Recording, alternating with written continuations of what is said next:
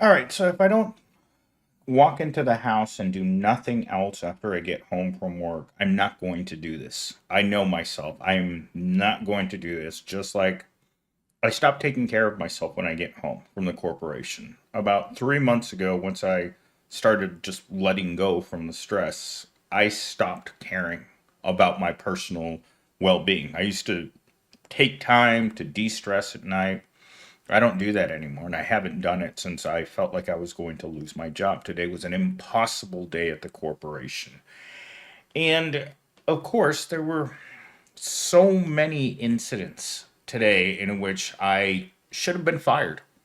Straight up fired because I shouldn't have to deal with executives in HR, tech, accounts payable.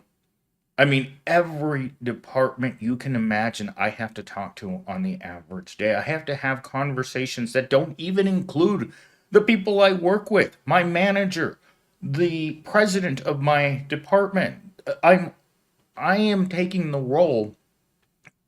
the additional roles of having to talk to so many different people outside of my own job. It feels like I'm running my own company. I have to deal with every single problem you could imagine as a small business owner. From running the inventory to buying the inventory to managing the inventory to making certain that everything works and everything turns on correctly while I have Gen Z passing me all day. This is the kicker, guys. Gen Z isn't about personal hygiene. He smelled like taint all day long. His productivity is increasingly going down. Overall abilities are so diminished that today he sent me back 20 different requests because he didn't understand. And if I had to train him on how to do those things, he would never understand for the life of him.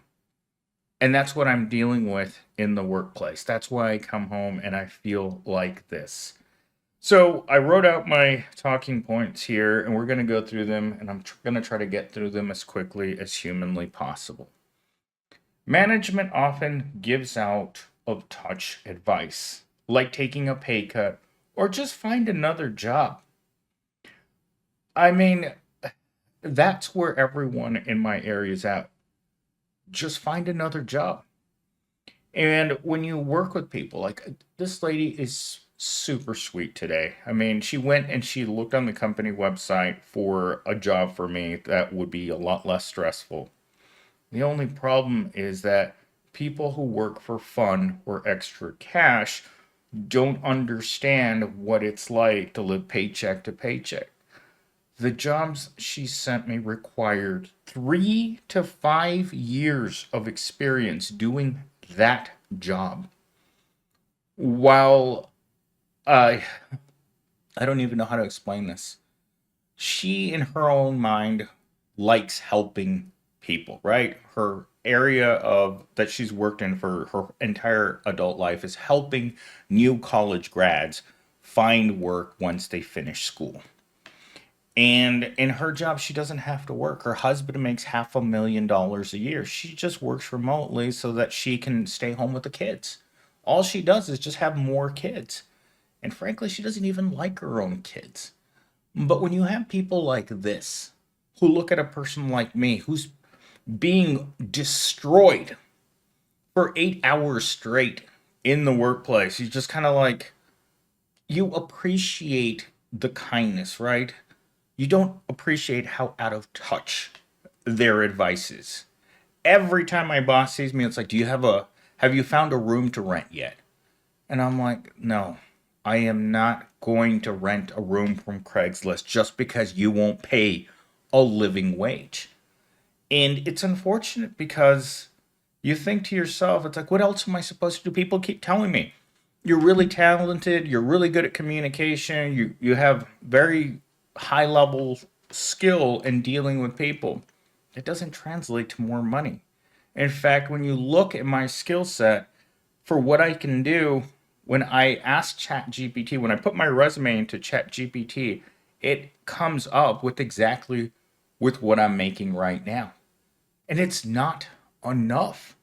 And you ask yourself, it's like, what the hell is wrong in a society where I have to do everything in which, and I'm not being compensated?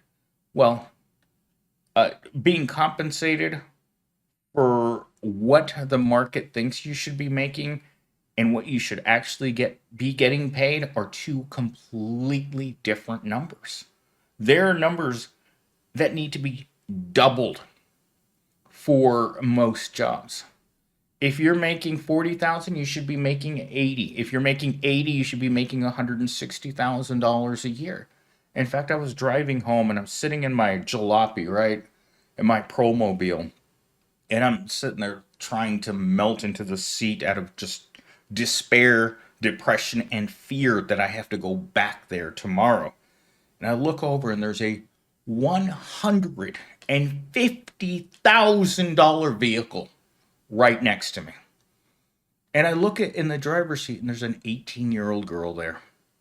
License plate is still the white tag. She doesn't even have a permanent license plate. She just rolled that vehicle off the lot.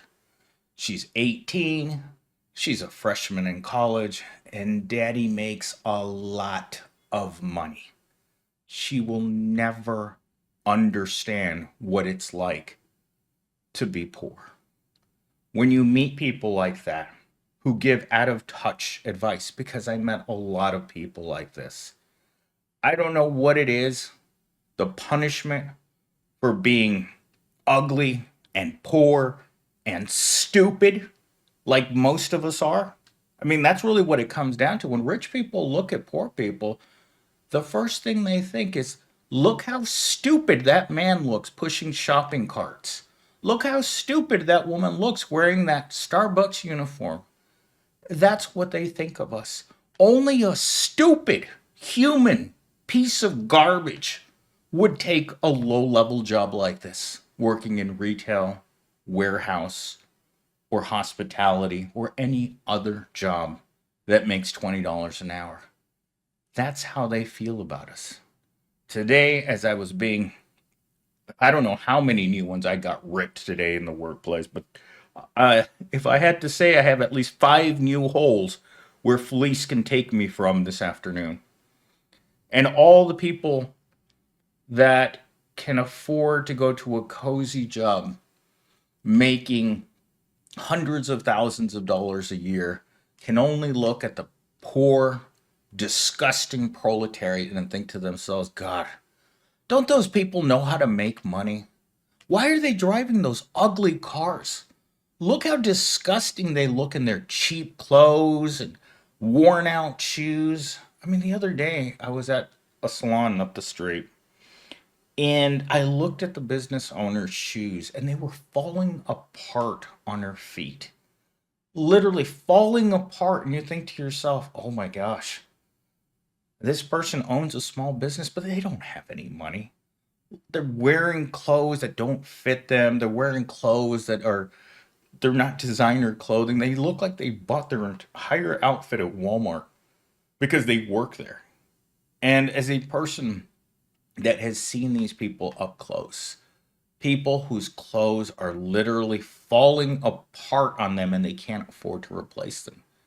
The other day, one of the office workers came up to me and said, why does Gen Z smell so bad? Why are his clothes covered in stains? Why does he never change his clothes? And I'm like, there's only one way I can answer that. He's poor. His family has money, but he does not.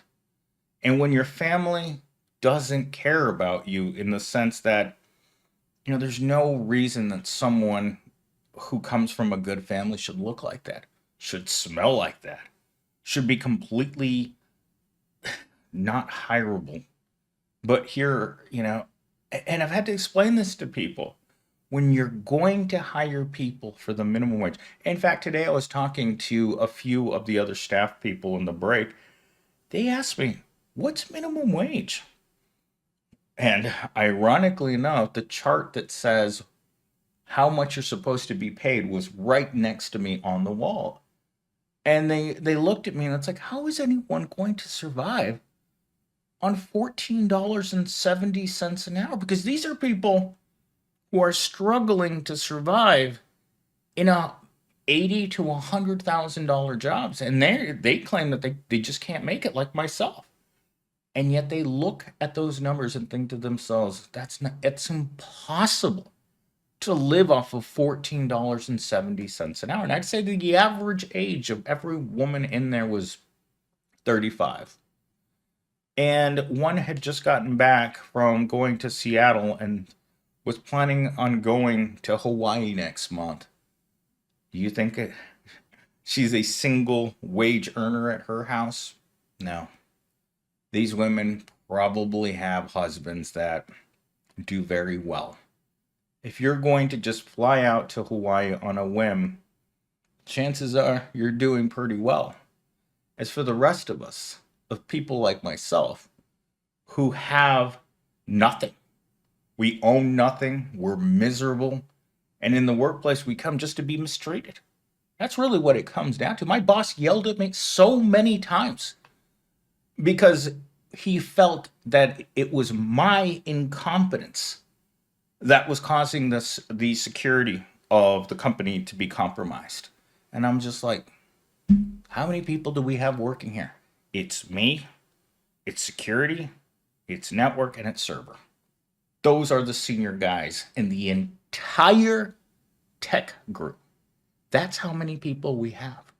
There are over 25 offices spread across the country. This is all you have to manage all of those resources. Don't you think it's a little obnoxious to blame one person for the failings of an entire department? But no, I had to get yelled at all day long because of this.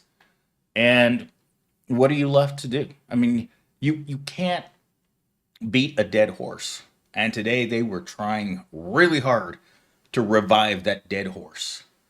But again, what can I do? There are no good jobs out there for people that don't know people. And that's where I'm stuck. I haven't had a good job in my entire life. Do you think that's an amazing coincidence that I've never had a good job? No, it's the reality for most people. Most people are going to spend their lives in jobs that suck absolute you know what. Do they have a choice? No. When I've worked in call centers and retail and in warehouses, when I looked around at my coworkers, did they have the aptitude to do better? Absolutely not. Does my current Gen Z have the aptitude to do better? No. He's worked in fast food his entire life up until this point. He's never had a real job. Why? He simply doesn't have the aptitude to do better. If it wasn't for his family keeping him off the street, he would have been on the street the second he left the house. And guess what? I know this for a fact. The first time I became homeless was the first time I got kicked out of my parents' house. Instantly onto the street. And it's been the cycle of homelessness, crappy jobs, and homelessness for the rest of my life. Can you get out of that cycle? Absolutely not. Not without a decent paying job and some sort of security just in case you lose your job. Because when you're this broke, when you have no friends, no family, no business connections, the only place you go to is homeless and crap job over and over and over again until they put you in the grave.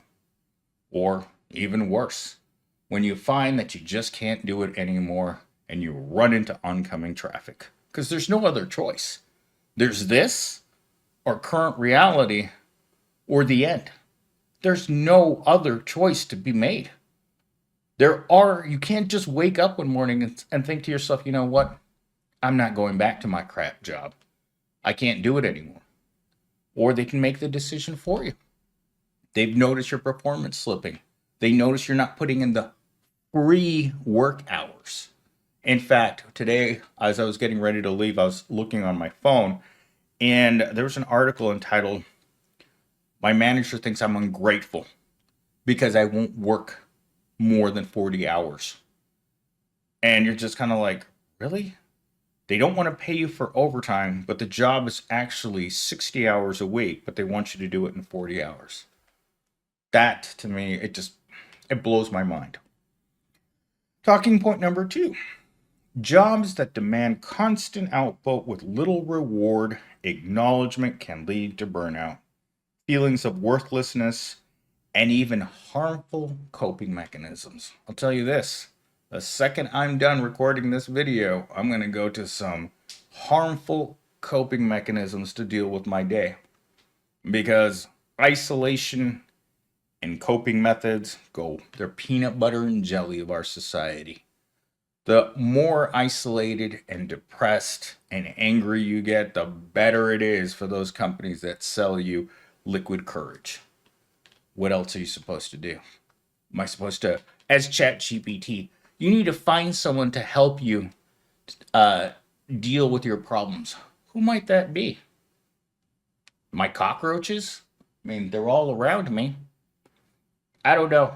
Sometimes I think that society that doesn't understand poverty and will never understand poverty. They don't understand people who go to jobs that suck. Again, they think you're a retard for going to that job. If you're wearing a name tag, there's someone who's looked at you and thought, you know what? That person's deficient. That's the only reason why they keep coming back here. Otherwise, they would choose to be rich. Talking point number 3.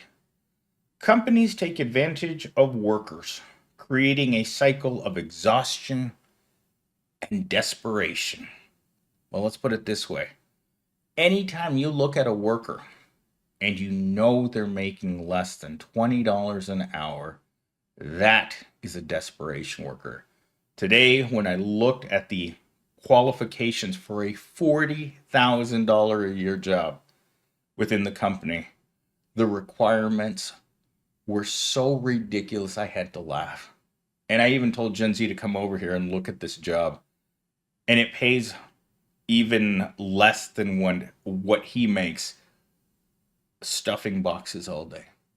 The reality of these corporations, what they think that they can get for what they're willing to put out there is insane. In fact, I was just reading this in the comments before I started working, is that regardless of how crummy and low paying a job it is, they're going to find someone desperate enough to take that job. Got a PhD and a master's degree, minimum wage for doing some type of academic thing that they can't find anyone else to do, they'll find some PhD student to do it. They always find a way of getting people to do whatever they want for as little as humanly possible because there's always someone desperate out there. And as a desperation worker my whole life, I've seen some really, really bad situations between work and a particular employee. Usually it's been myself. Vastly overqualified for minimum wage, but there you are. You know why? Because you don't have a choice. As a desperation worker myself right now, I don't have a choice. I can't just walk off the job and hope to get something better, worse, anything. I mean, I know people who've been looking for work for more than 6 months. I was just telling one of my coworkers that I've been applying for jobs for over 6 months now. I've gotten 0 interviews, 0 calls back.